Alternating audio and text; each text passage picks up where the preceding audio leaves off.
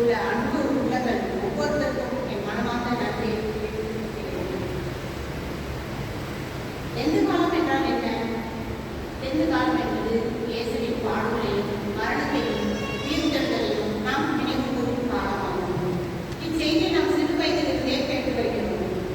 இயேசுவின் பாடுகளில் அவரை அடித்தார்கள், சிலுவையில் அறைந்தார்கள், மரணம் எல்லாம் நாம் கேட்கிறோம்.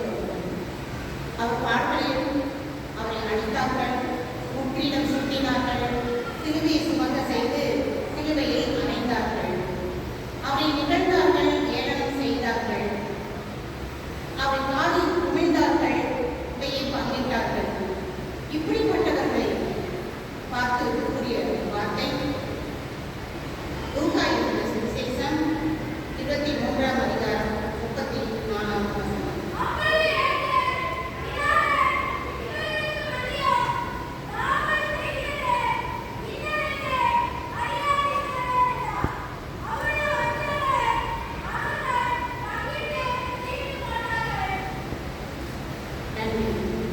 பிதாவே, இவர்களுக்கு மன்னியும், தாங்கள் செய்வது இன்னதென்று அறியாதிருக்கிறார்களே என்றார். வேதனையின் உச்சத்திலும் அவர் சாபமான வார்த்தை பேசவில்லை, மன்னிப்பின் வார்த்தை பேசினார், மன்னிப்பின் ஜெபத்தை கூறினார். இந்த மன்னிப்பு யாருக்காக இயேசு பிதாவிடம் மன்னிப்பு கேட்டார்? அவரை அடித்தவர்களுக்காக, அவரை இகழ்ந்தவர்களுக்காக, அவரை சிலுவையில் அணைந்தவர்களுக்காக, அவரை குற்றம் சாட்டின யூத குருமார்களுக்காக, தலைவர்களுக்காக, அவரை காட்டிக் கொடுத்த மறுதளித்த சீடர்களுக்காக, ஏன் நமக்காகவும் தான் இயேசு சிலுவையில் பிதாவிடம் மன்னிப்பு கேட்டார். ஏன் அந்த மன்னிப்பு எளிதானதா? வழி இல்லாததா? இல்லை, மன்னிப்பு எளிதல்ல. அவருக்கு உடல்வலி இருந்தது, மனம் வேதனை இருந்தது, அவமானம் இருந்தது. அந்த நிலையிலும் அவர் மன்னித்தார். ஒருவருக்கு கோபம் இருந்தால் மற்றவர்களை மன்னிப்பது கடினம். ஆனால் இரக்கம் வந்தால் அன்பு தானே பிறக்கும். அன்பு வந்தால் மன்னிப்பு எளிதாகும். மன்னிப்பு இல்லாமல் ரட்சிப்பு இல்லை. இது கிறிஸ்துவின் அன்பின் உச்சமாகும். இன்று இயேசு நம்மை பார்த்து கேட்கிறார், நீ மன்னிக்க தயாரா? ஆம், நாம் ஒரு தவறு செய்தால் நம்மை நாமே மன்னித்துக் கொள்கிறோம். இதே மற்றவர்கள் செய்யும் போது நமக்கு அதை பார்த்துவிட்டால் நமக்கு வருமே கோபம். அவர்களை மன்னிக்க முடியாமல் கடுமையான வார்த்தைகளை கூறுகிறோம். ஆனால் நாம் அவர்களை மன்னிக்கும் போது நமக்குள் ஒரு சமாதானம் வருகிறது. நாம் நம் இருதயம் மட்டுமல்ல, அவர்கள் இருதயமும் இலகுவாகிறது. வேதாகமம் சொல்கிறது, கொலோசியர் 3:13, கிறிஸ்து உங்களை மன்னித்தது போல் நீங்களும் ஒருவருக்கொருவர் மன்னியுங்கள் என்று சொல்கிறது.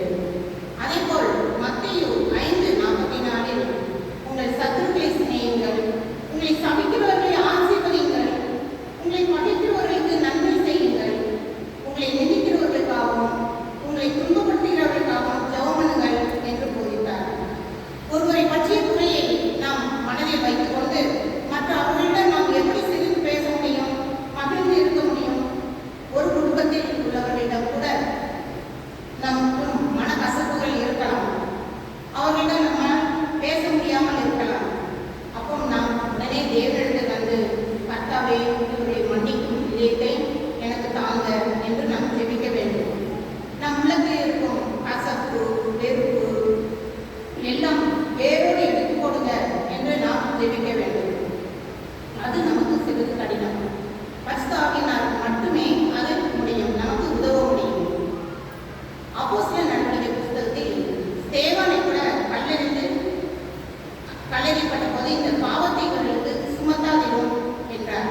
அதே போல ஜக்கான்ஸ்டையும் தங்கள் குடும்பத்தில் உள்ளவர்களை கொலை செய்தவர்களையும் மன்னித்தார்கள். அந்த மன்னிப்பு எப்படிப்பட்டது? அந்த மன்னிப்பு தான் அன்பின் ஆரம்பம். அந்த மன்னிப்பு தான் கிறிஸ்துவ வாழ்க்கையின் அடையாளமாக இருக்கிறது. அந்த மன்னிப்பு தான் குணமாகும் மருந்தாய் காணப்படுகிறது.